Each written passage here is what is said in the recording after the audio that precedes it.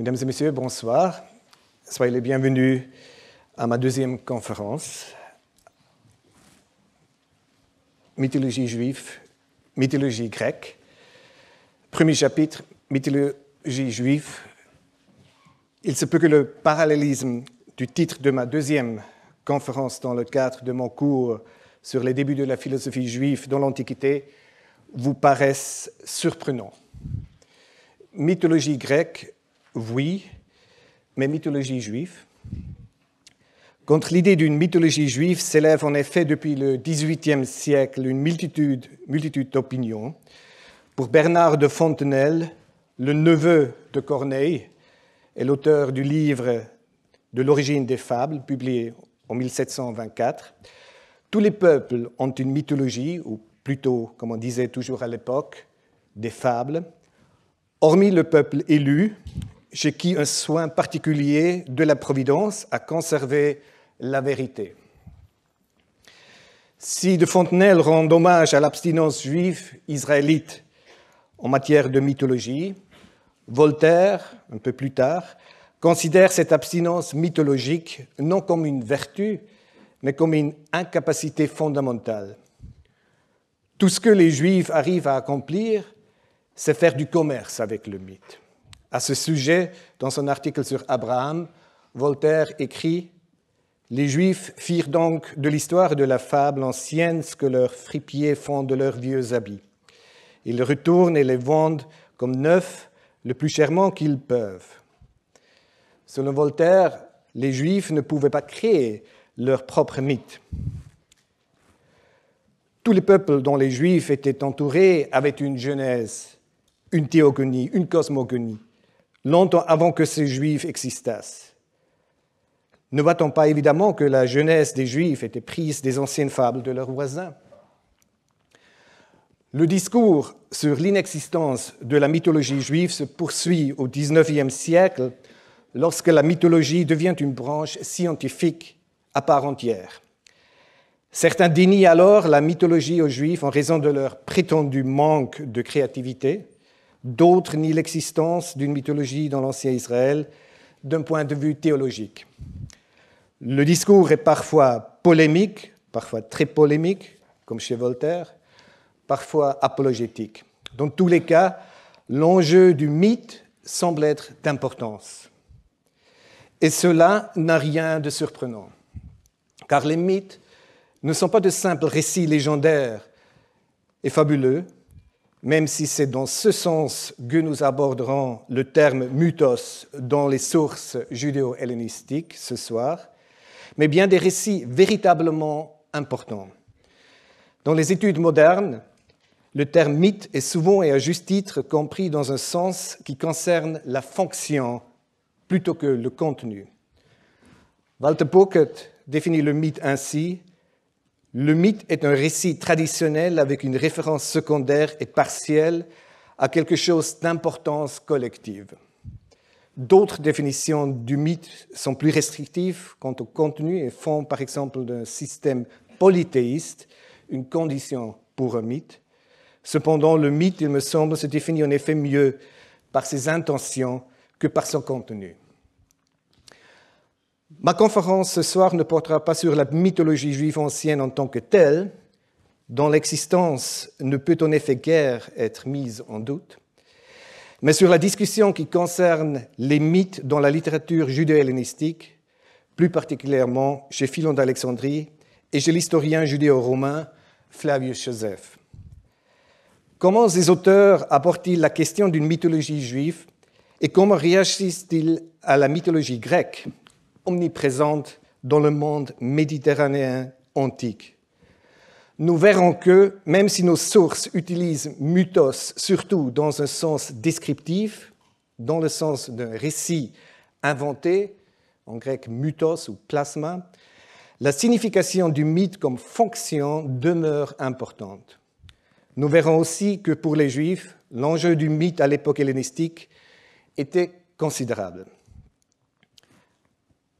Revenons très brièvement à Harry Austin Wolfson et sa grande monographie sur Philon, publiée en 1947, dont nous avons traité la semaine dernière.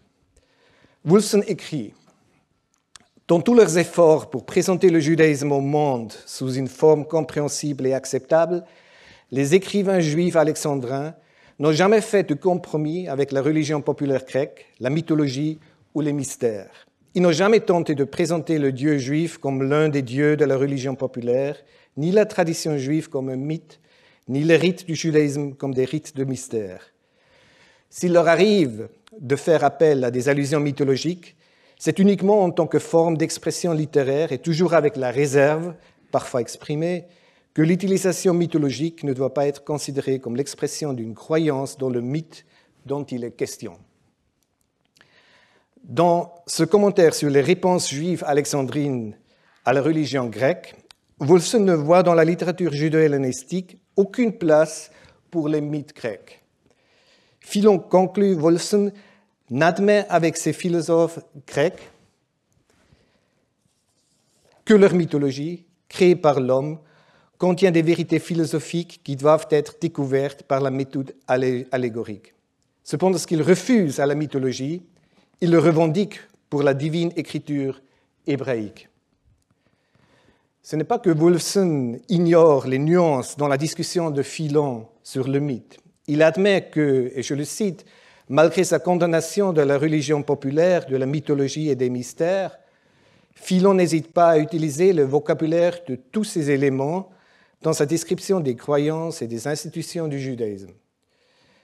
Toutefois, in fine, selon Wolfson, le mythe n'a pour Philon pas de sens. Le refus radical de Wolfson de reconnaître une quelconque valeur au mythe dans Philon s'inscrit dans la thèse plus large de son histoire de la philosophie. Dans ma première conférence, j'ai critiqué l'idée d'une séparation hermétique entre philosophie et judaïsme, ainsi qu'entre hellénisme et judaïsme, séparation qui n'est pas vraiment significative pour Philon et ses prédécesseurs judéo-hellénistiques. Aujourd'hui, nous verrons que la discussion de la mythologie chez Philon d'Alexandrie est en fait un autre exemple pour ce phénomène de judaïsme et hellénisme tout à fait brouillé. Deuxième chapitre, lutter avec la mythologie juive. À première vue, de nombreux passages de Philon d'Alexandrie semblent confirmer la conclusion de Wolfson selon laquelle le mythe n'a aucune valeur pour Philon et où toute son œuvre est subordonnée à l'écriture. En effet, dès le début de son traité important sur la création du monde, De Opificio Mundi, Philon oppose Moïse et d'autres législateurs en présentant la loi juive comme étant exempte de mythes. Il écrit, et c'est le début de ce traité, « Parmi les législateurs, les uns ont prescrit, dépouillé et sans phare, ce qui à leurs yeux était considéré comme juste. Les autres, enveloppant leurs pensées de toute une enflure surajoutée, ont trompé les foules par les fumées de l'illusion en masquant la vérité sous des fictions mythiques, mythikois plasmasi. Mais Moïse s'est mis au-dessus de ces deux procédés, considérant l'un comme irréfléchi, hâtif et non philosophique, aphilosophone, l'autre comme mensonger et plein de charlatanisme. Il donna aux lois l'origine la plus belle et la plus auguste, sans indiquer tout de suite ce qu'il faut faire ou ne pas faire, et puisqu'il était nécessaire de former l'intelligence des futurs usagers des lois, sans fabriquer de mythes, ni consentir à ceux que d'autres avaient composés. Longtemps avant de Fontenelle et Voltaire, Philon nie l'existence d'une mythologie juive, certes dans un tout autre contexte. Le Moïse de Philon est aussi éloigné des fabrications mythiques que l'on puisse l'imaginer, et l'explication qu'il donne du rejet des mythes est révélatrice. Le mythe s'oppose à la loi qui a été donnée pour le bénéfice durable des générations futures. Les mythes sont des figures éphémères et sont donc à l'opposé de la nature immuable et vraie de la loi juive. En faisant une déclaration aussi claire au seuil de la discussion sur la création du monde, qu'il résume comme la plus étonnante, Philon rejette de manière apologétique toute interprétation du commencement du monde comme un mythe. Flavius Joseph, qui écrit une génération après Philon et à Rome, oppose un démenti tout aussi féroce au mythe et au début de ces antiquités juives écrites vers la fin du 1er siècle après Jésus-Christ. J'invite donc maintenant ceux qui liront ces livres, Flavius Joseph écrit, à élever leurs pensées jusqu'à Dieu et à examiner si notre législateur a eu une conception juste de sa nature, s'il lui a toujours assigné un rôle conforme à sa puissance, tout en gardant, pour en parler, un langage pur de cette mythologie inconvenante qu'on trouve chez d'autres. Dans les deux cas, la prise de distance par rapport au mythe est clairement conçue comme une attaque préventive contre les accusations d'une mythologie juive. Cependant, le rejet du mythe par Philon ne se limite en aucun cas à sa discussion sur la création du monde. C'est un point que l'on retrouve à plusieurs reprises dans l'œuvre de Philon. L'utilisation de mythes est instable, Philon écrit, est peu fiable.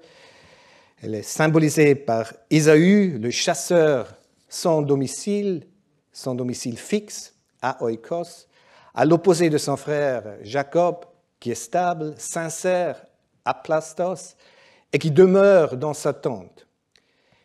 Ésaü lui-même n'est rien d'autre qu'un simple mythe, mythos autos. Les mythes sont les autres, c'est comme la magie. Mais les choses sont plus compliquées et peut-être aussi plus intéressantes. L'existence des notes apologétiques de Philon renvoie au fait qu'il est clairement conscient du pouvoir mythologique inhérent au récit biblique. Même s'il nie souvent toute forme de mythologie, il peut très bien discuter des histoires bibliques dans le cadre de paramètres mythiques. Sa discussion de la destruction de Sodome et de la métamorphose de la femme de Lot en colonne de sel en est un bon exemple. Philon était certainement conscient que le motif d'une métamorphose était très courant dans la mythologie païenne, et il n'est donc pas surprenant qu'il souligne lors de l'introduction de cet épisode que Moïse n'invente pas une fable ou mythoplastone, mais indique la particularité d'un fait. Philon lit alors l'histoire de la femme de Lot, qui se retourne en arrière et devient une colonne de manière allégorique, comme il le fait ailleurs à propos de la destruction de Sodome.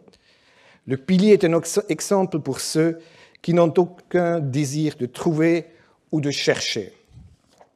Il écrit « Car l'homme qui fait peu cas de son maître sous l'effet d'une nonchalance innée et aussi habituelle, néglige les moyens qu'il a devant lui de voir, d'entendre et d'user des autres facultés pour juger les faits de la nature.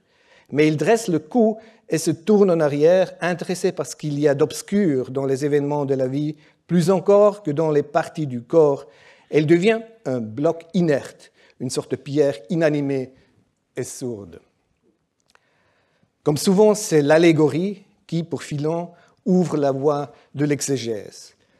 La métamorphose de la femme de Lot représente l'aveuglement des gens qui ne tiennent pas compte du potentiel vertueux qui se trouve devant eux. Si Philon, dans le cas de la femme de Lot, n'explique pas explicitement que l'allégorie est la solution à un problème exégétique, il le fait ailleurs.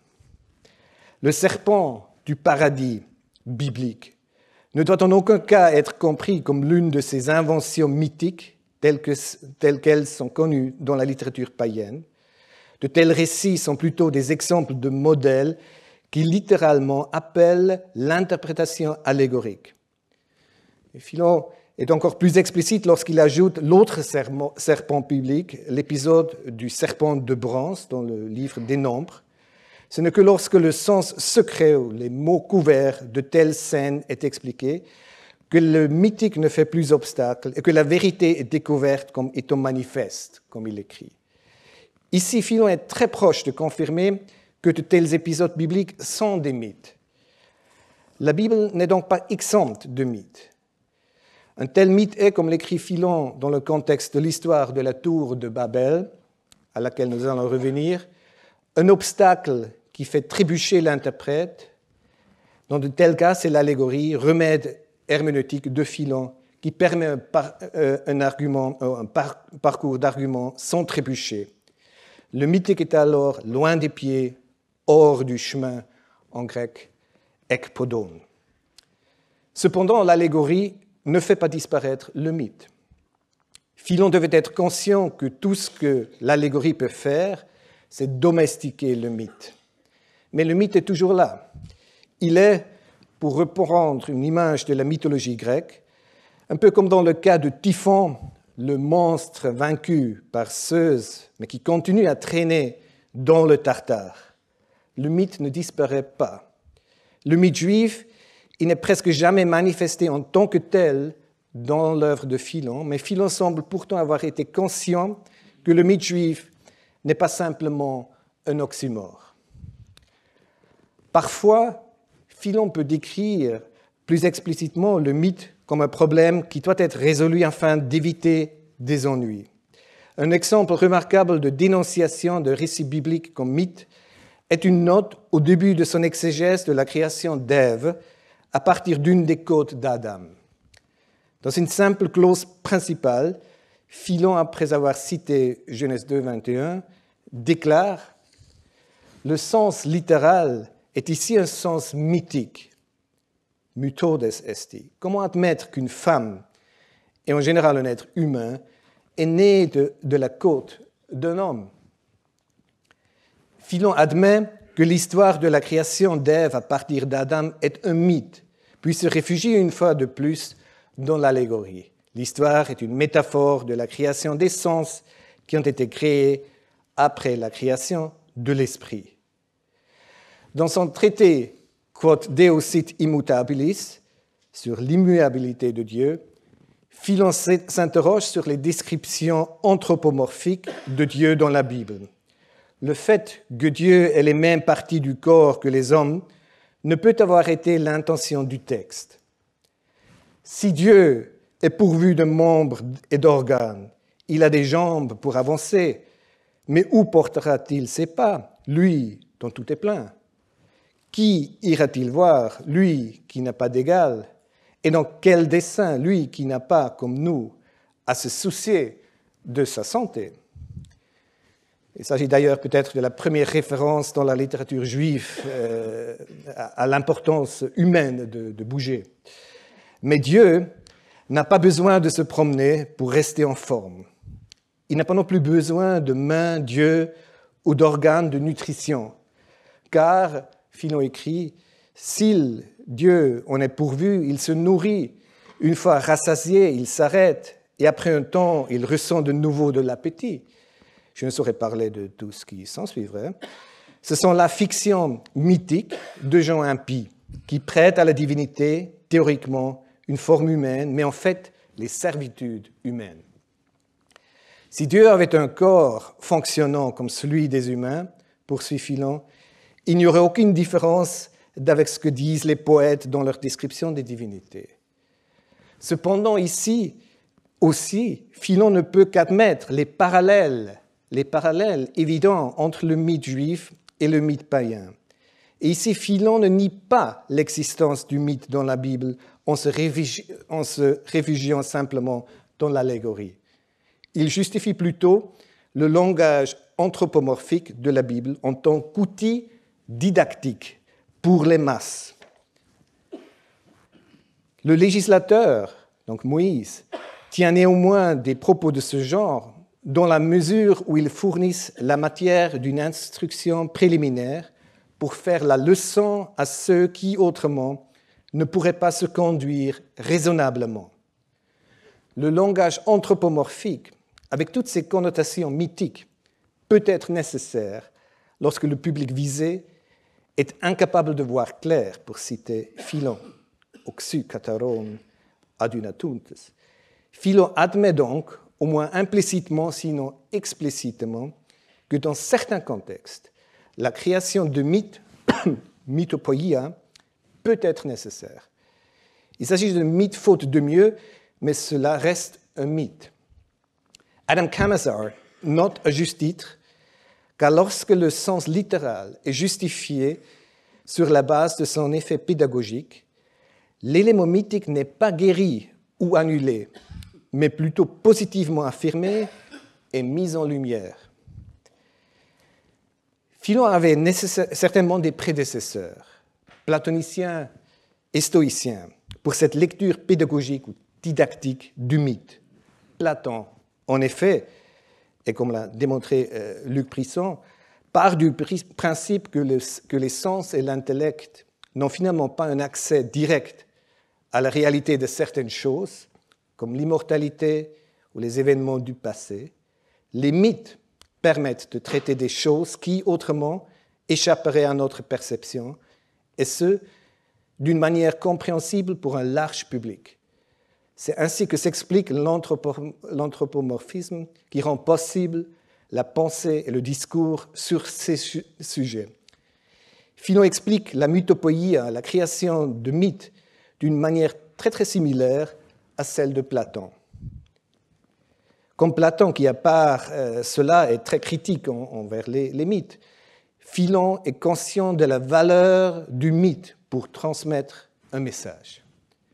Les Juifs et les Grecs partageaient leur critique du mythe et justifiaient le mythe de manière similaire. Troisième chapitre, utiliser la mythologie grecque. Après ces réflexions, il est tout de même remarquable d'observer que Philon puisse s'inspirer du mythe grec pour mieux comprendre la loi juive. Sa discussion sur la zoophilie dans le De Specialibus Legibus est un exemple frappant de son utilisation à la fois du mythe grec et de la Torah. Philon commence par un récit remarquablement détaillé du mythe de Pasiphaë, la mère du Minotaure. Il utilise la passion débridée de Pasiphaë pour un taureau et la naissance du Minotaure comme introduction à l'interdiction juive de la zoophilie. La Torah interdit à plusieurs reprises les relations sexuelles entre les hommes et les animaux.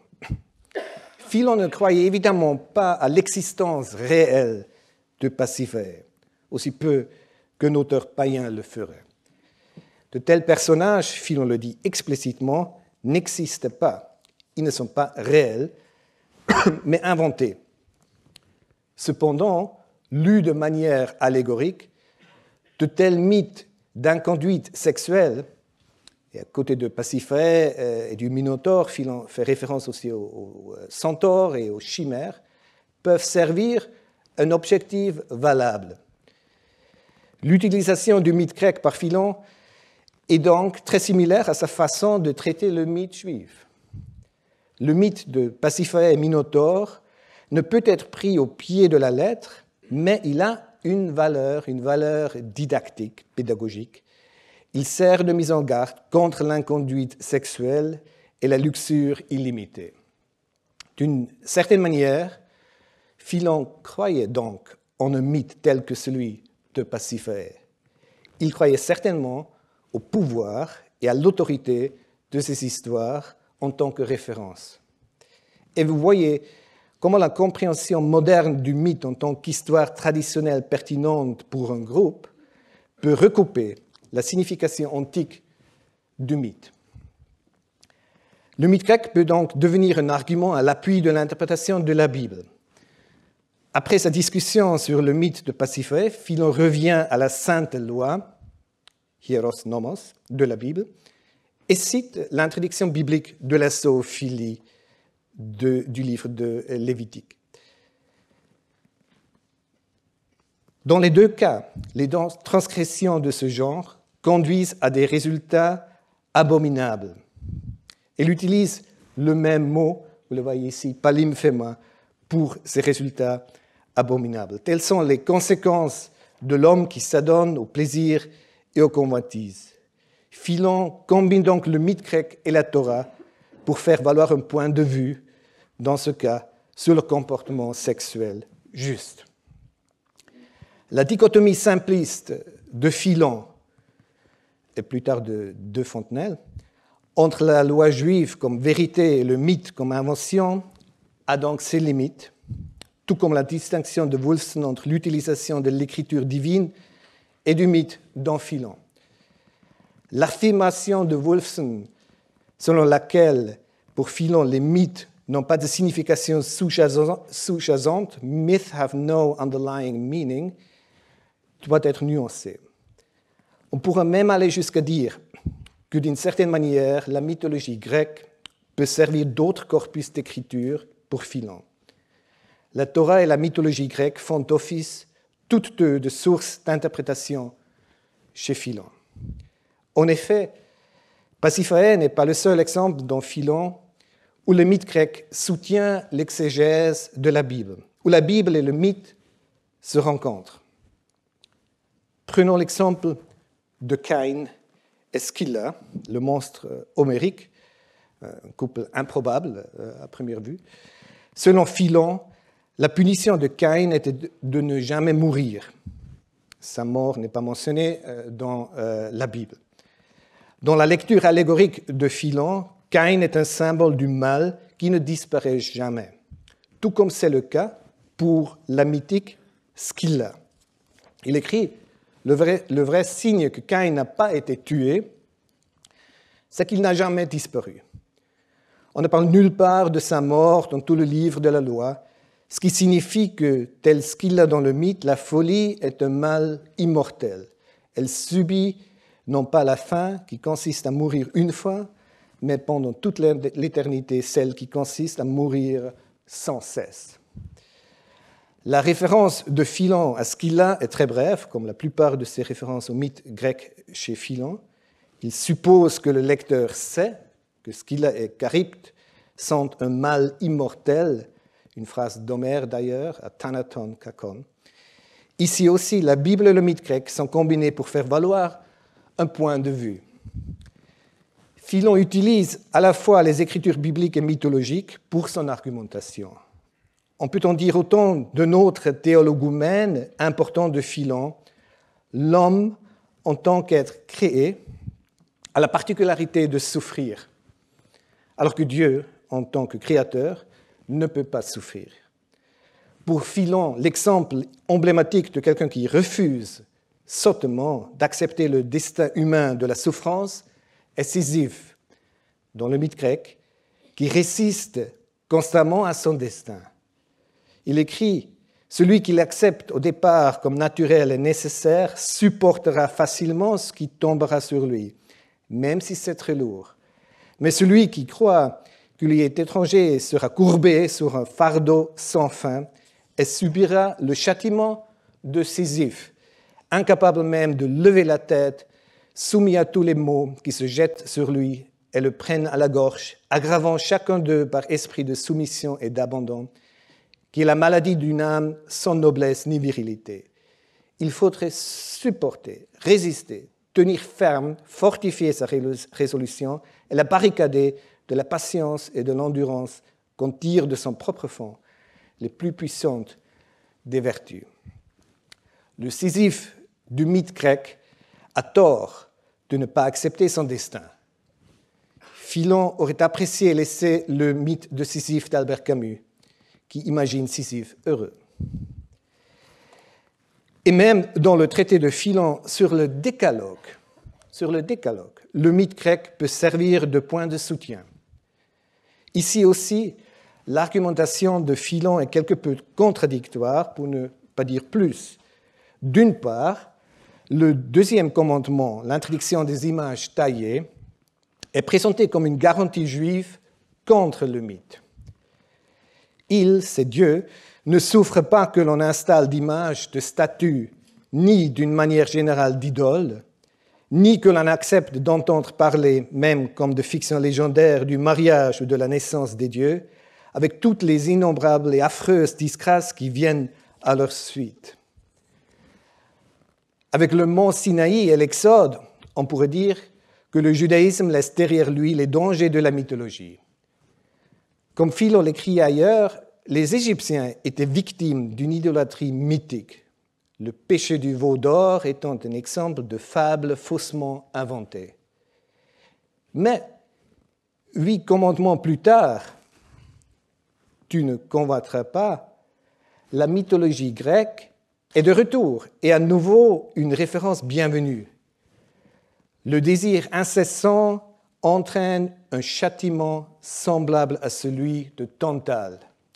Philon écrit. Celui-ci, Tantale, en effet, voyait tous les objets qu'il désirait lui échapper au moment où il allait y toucher, et l'homme que domine le désir et qui toujours a soif de bien absent ne connaît jamais la satiété et reste dans les convulsions de son vain appétit. Une fois de plus, Philon utilise le mythe grec pour la théologie juive, même ici dans le contexte du décalogue. Ce fait est remarquable et ne doit pas être pris à la légère.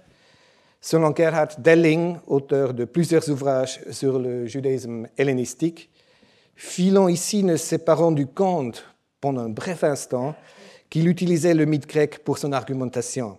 War sich im Augenblick nicht bewusst. Mais Philon était certainement conscient qu'il revenait au mythe grec. Il utilise le mythe grec pour sa propre compréhension juive du monde. Par endroits, il semble presque moins important pour Philon de savoir quelle tradition l'on a à l'esprit, la loi juive ou la mythologie grecque, que d'interpréter correctement l'histoire. Philon peut se référer à la fois au Deucalion grec et au Noé biblique comme exemple d'une récompense divine pour la justice humaine. C'est cet homme-là que les Grecs appellent Deucalion et les Chaldéens sont pour lui les Juifs, et les Chaldéens Noé, au temps où eut lieu le grand déluge.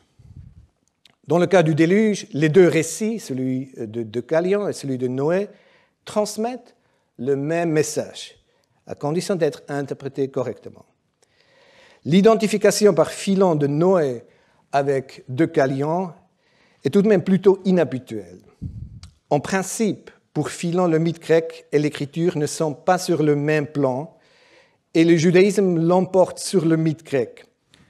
Comme le note Philon quelque part dans le traité sur l'immuabilité de Dieu, 155, la nourriture divine que Dieu laisse pleuvoir du ciel, la manne, est meilleure que l'ambroisie et le nectar du mythe grec.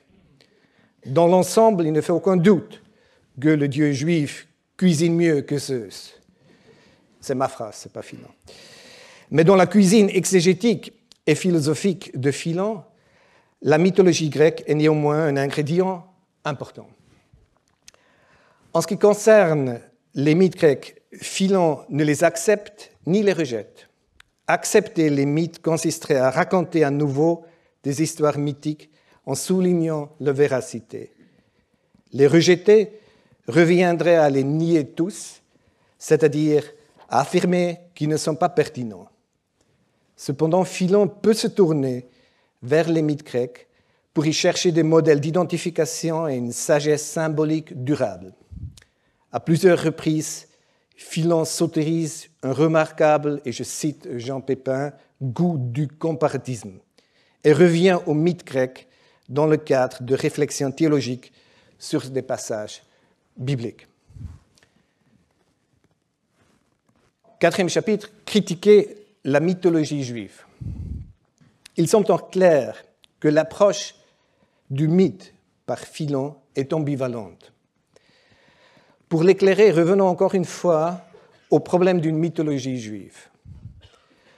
Au début de son traité De Confusione Linguarum, Philon fait référence à des juifs qui critiquent leur propre tradition et accusent la loi juive d'inclure un contenu mythologique. Le contexte immédiat de la polémique est l'histoire biblique de la tour de Babel, chapitre 11 du livre de la Genèse.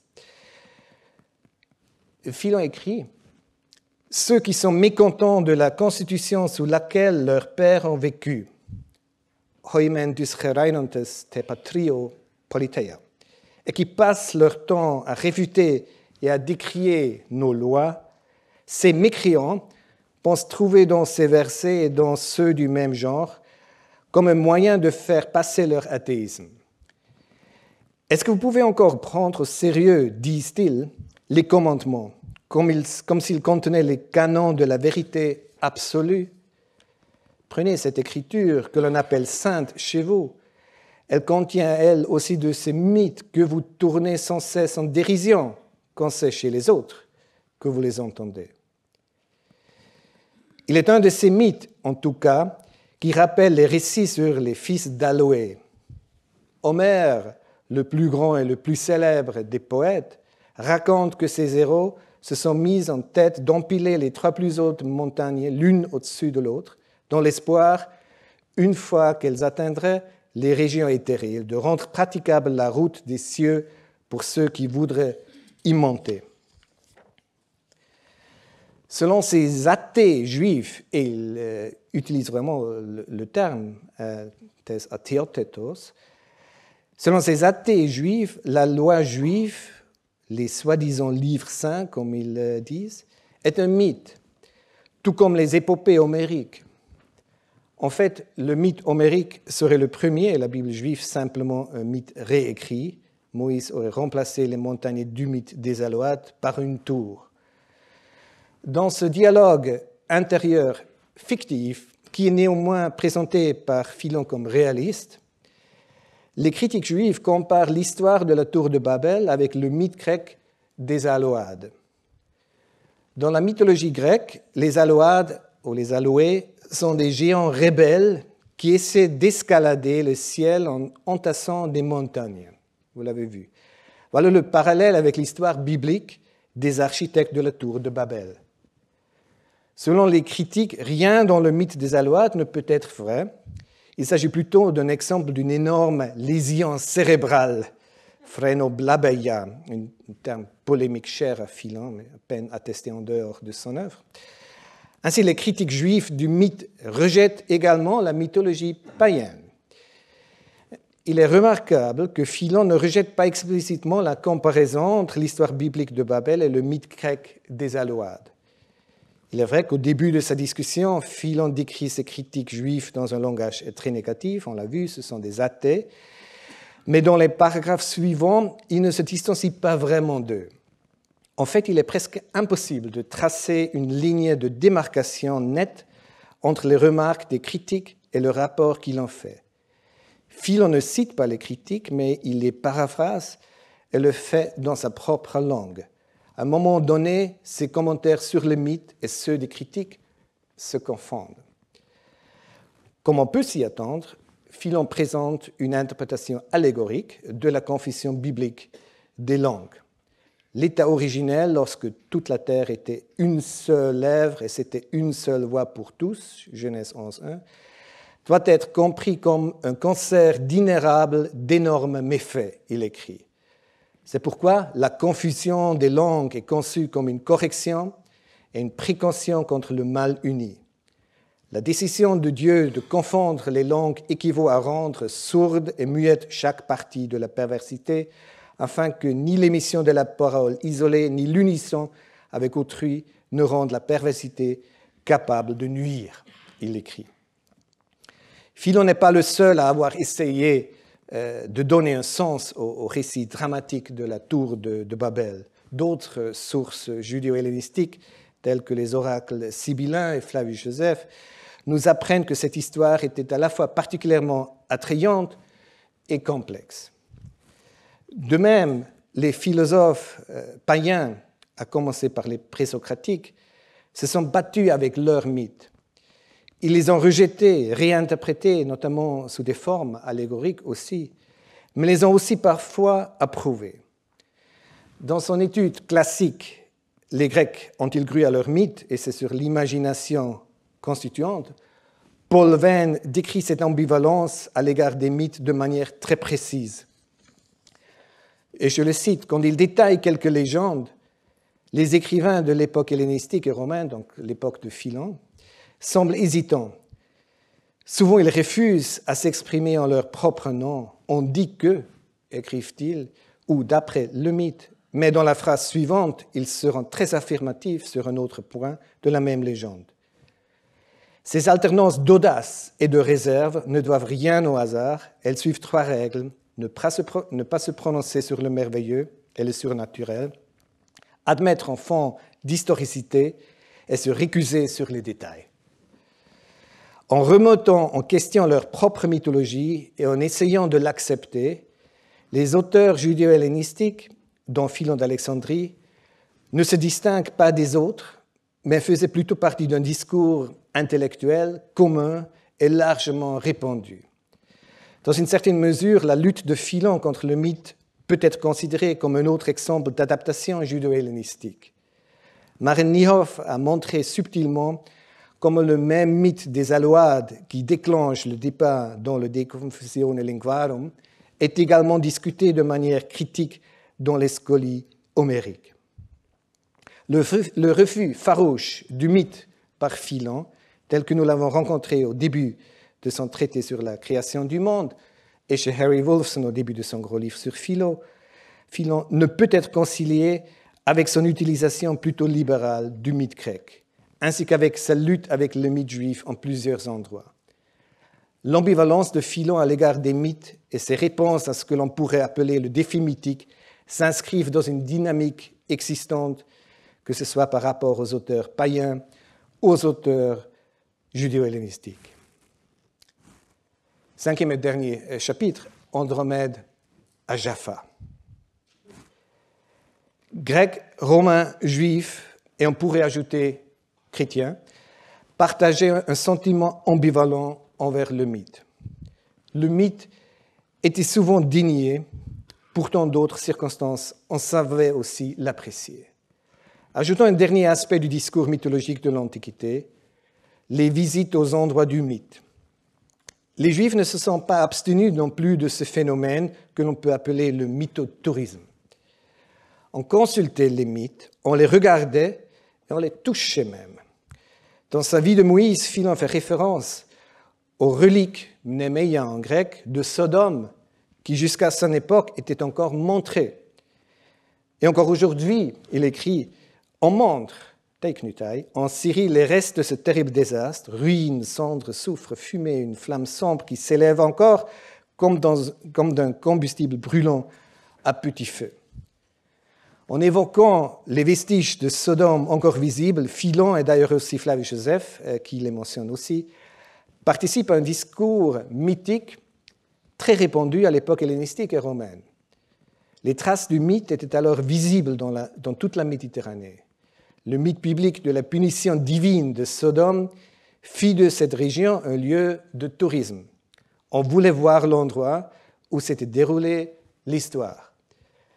La littérature païenne fournit de nombreux exemples d'une telle exposition du mythe. On cherchait les traces d'histoire mythique et on venait les admirer. Il s'agissait souvent d'objets comme des armes d'héros ou des marques locales en rapport avec le déroulement de mythes. La source d'eau malodorante au sud-ouest de Tarente, en Italie, qui intégrait le tombeau de géant qui fut montré à Leuca, d'après Strabon, est un exemple païen comparable à la ville de Sodome, incendiée et ses rivières infectes. Ou pour donner un autre exemple, d'après Pausanias, la pierre sur laquelle le héros grec Télamon était assis et depuis laquelle il vit comment ses fils Ajax et Teucros naviguèrent jusqu'à Troie, est encore toujours montrée sur l'île de Salamine, d'après Pausanias. Et les Juifs avaient leur propre réalité mythique. Flavius Joseph, qui, comme Philon, nie normalement tout genre de mythologie juive, et on l'a vu, et critique les mythes grecs, est un témoin important de ce phénomène touristico-mythologique. D'après Joseph, il était encore possible d'aller visiter et voir la femme de Lot, devenue statue de sel, et même aujourd'hui, il y a des guides qui vous la montreraient, ou bien les traces de géants. Autre exemple de reste mythique montré aux visiteurs, les géants jouent un rôle important tant dans la mythologie juive que gréco-romaine. Dans les deux cas, les géants sont le résultat de transgressions, plus précisément de délits sexuels. Selon Genèse 6, les géants provenaient d'une liaison impie entre le domaine divin et l'humain, et les géants du mythe grec proviennent, comme les Erinyes, du sang d'Ouranos, qui est castré. Et dans sa paraphrase de Genèse 6, Flavius Joseph était tout à fait conscient du parallèle avec le mythe grec des géants quand il tient le propos suivant, et vous le voyez ici, « Les exploits qu'on leur attribue sont semblables aux actes audacieux que les Grecs rapportent des géants. » Les géants bibliques ne disparurent jamais entièrement, d'ailleurs. Les descendants des géants restent une menace pour les Israélites, et Joseph tisse ce motif plus loin. Par analogie avec la culture gréco-romaine, les géants sont une référence bienvenue pour un monde opposé, en désordre et menaçant. En plus des textes bibliques, Joseph évoque aussi ici les vestiges encore toujours reconnaissables et visités. C'est dans la vieille ville d'Hébron que l'on trouve ces mémorabilia antiques. Et il écrit « Il y, à Hébron, était restée la race des géants qui, par leur grande taille comme par leur morphologie, sans commune mesure avec celle des autres humains, était étonnant à contempler et terrifiant à entendre. Encore aujourd'hui, on en montre des ossements dont l'aspect n'a rien de similaire avec ceux qu'on connaît autrement. » Lorsque Joseph rédigea ses antiquités juives à la fin du 1er siècle, après Jésus-Christ, les ossements des géants furent d'après lui aussi montrés. Les visiteurs pouvaient admirer, en plus d'ailleurs du très ancien chêne de Montbray et des beaux sépulcres des ancêtres, le spectacle tout à fait spécial des géants. Mais l'exemple le plus significatif pour notre réflexion est la description des chênes d'Andromède dans le 3e livre de la guerre des Juifs de Flavius Joseph. Joppé n'a pas de port naturel, Joseph écrit. Elle se termine par un rivage rocailleux, rectiligne, sauf à ses extrémités qui sont légèrement recourbées en forme de croissant. Ces deux pointes sont constituées de falaises abruptes ou de récifs qui s'avancent vers le large. On y montre les empreintes laissées par les chênes d'Andromède qui attestent de l'ancienneté de la légende. Pistuntaiten archeioteta tumutu. Ce passage est l'une des nombreuses vignettes géographiques de l'œuvre de Flavius Joseph. Il y décrit très brièvement le port de Joppé et ses falaises escarpées. Andromède y aurait été autrefois enchaîné à des rochers. Les marques des chênes seraient encore montrées. Le langage de Joseph est tout à fait semblable à celui des rapports judéo-hellénistiques sur les traces de Sodome et des géants bibliques. Dans le cas de Sodome, c'était les cendres et la fumée qui rendaient le mythe crédible. Dans le cas des géants, les ossements. Ici, le mythe, mythos, obtient de sa crédibilité, pistuntai, du fait que les restes des chênes d'Andromède peuvent être localisés au rocher de Jaffa. La combinaison ici des mots mythos et pistis, crédibilité, est tout à fait remarquable. Joseph n'explique pas le mythe, il le connaît et ses lecteurs aussi. Andromède était la fille du roi éthiopien Séphé et de Cassiopée. Cassiopée s'étant vantée d'être plus belle que les nymphes marines, c'était une faute, celles-ci se plaignirent auprès de Poséidon qui envoyait un déluge dans le pays. Un oracle là-dessus fit savoir que seul le sacrifice de la fille du roi, Andromède, pouvait sauver le pays de la destruction. Elle fut donc enchaînée à un rocher et devint la proie d'un monstre. Selon une version du mythe, celle qui se trouve chez Ovide, cela se passa en Éthiopie, c'est une autre version plus répandue, justement à Joppé, Jaffa. Derrière cette localisation ambiguë se cache probablement un jeu étymologique. D'ailleurs, on pouvait facilement reconnaître en la ville de Joppé le pays d'origine d'Andromède, Éthiopia. Ce fut finalement Persée, un grand héros de la mythologie grecque, qui sauva Andromède. Persée vola à l'aide de ses chaussures ailées jusqu'au rocher, tua le monstre et délivra la princesse. Le mythe d'Andromède et de Persée était d'une grande importance. Le fils d'Andromède de Persée, Persès, devint l'ancêtre des Perses. Il était bien connu dans l'Antiquité gréco-romaine et devint un motif populaire dans l'art. Et la scène décisive du mythe se déroula, selon certains, dans le parc de Jaffa, en Judée. Cette dernière précision s'avéra être pour Joseph une occasion bienvenue de relier judaïsme et culture païenne, et cela en dépit de sa critique du mythe païen. D'après Joseph, les restes des chaînes d'Andromède à Jaffa et la situation que ceux-ci furent encore montrés aux visiteurs attestent du grand âge du mythe. Comme mentionné précédemment, Grecs, Romains et Juifs avaient de semblables besoins de mythes. L'exemple du mythe d'Andromède l'illustre parfaitement. Qu'advint-il du monstre que Persée tua au port de Jaffa? Eh bien, il fut transporté et exposé à Rome. Pline l'Ancien, contemporain de Joseph, rapporte ceci. Le squelette du monstre auquel Andromède, 17 ans, fut exposé, apporté de la ville de Jaffa en Judée, fut exhibé à Rome. Entre autres curiosités, par Marcus Scaurus, lors de son édilité. La longueur de ses os était de 40 pieds, la hauteur des côtes supérieure à celle des éléphants de l'Inde, la colonne vertébrale épaisse d'1,5 pied. Les Romains ramenèrent donc les vestiges du mythe d'Andromède en territoire romain. Le même mythe, Andromède enchaîné au rocher à Jaffa, put donc être exposé aussi bien à Rome qu'en Judée. Les Romains placèrent les ossements du monstre tué par Persée en sécurité et les emportèrent chez eux, mais d'autres vestiges restèrent in situ et furent montrés sur place. À Rome, comme en Judée, les vestiges du même mythe rendirent possible le rapprochement temporel et local d'événements lointains. Juifs et Romains se partagèrent leurs souvenirs d'Andromède, un mythe grec. On est très très loin de Voltaire ici. La question n'est pas de savoir qui a influencé qui. Grecs, Romains et Juifs font tous partie de la même Méditerranée. D'ailleurs, le mythe d'Andromède ne trouve son point final ni chez Joseph, ni chez Pline l'Ancien. Au contraire, il est encore aujourd'hui visible.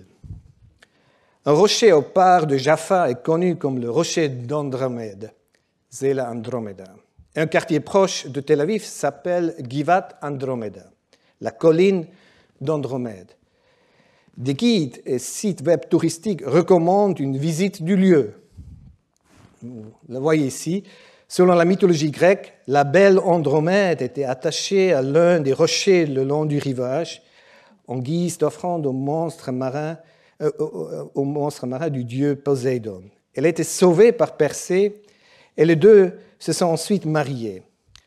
Le rocher auquel Andromède était autrefois enchaîné est, selon la légende, encore là aujourd'hui. Sur TripAdvisor, quelques touristes d'aujourd'hui se disent quand même déçus du site. Un couple de Paris, j'espère qu'il n'est pas parmi nous ce soir, écrit « Disappointed. We were expecting to see the beautiful Andromeda chained to the rock, as advertised, but she was nowhere. We asked at a nearby cafe bar, selling delicious pastries, by the way, but the owner just gave me a funny look and went to serve another customer. Would not visit this rock again. »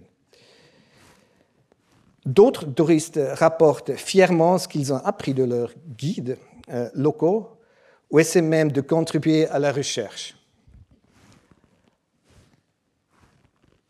A rock off the old port of Jaffa has been known as Andromeda's rock since antiquity, identified with the myth of Andromeda and the sea monster by Pausanias, Strabo and Josephus.